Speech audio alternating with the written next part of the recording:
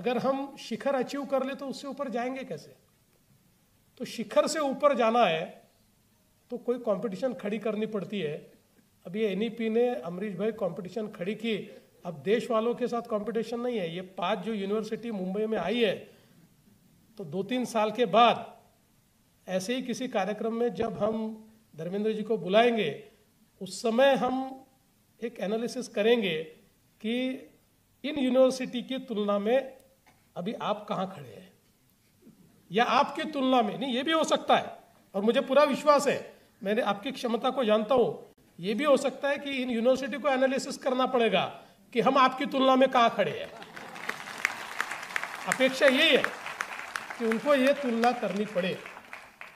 मैं ऐसा मानता हूं कि आज एनईपी ने जिस प्रकार से हमारे इंडियन इथोस को एक वैश्विक स्तर पर कायम करने का प्रयास किया है, हमारे फंडामेंटल्स इंडियन है और नॉलेज ग्लोबल है।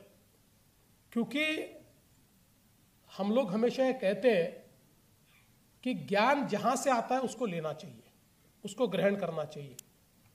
और आज हम लोग जब दुनिया की 4थी सबसे बड़ी अर्थव्यवस्था बने हैं और शायद अगले 3 सालों में दुनिया की 3री सबसे बड़ी अर्थव्यवस्था बनेंगे, तो ये जो बड़ी अर्थव्यवस्था होती है, इसके विकास के लिए सबसे ज्यादा आवश्यक होता है मानव संसाधन। देखिए, ये जो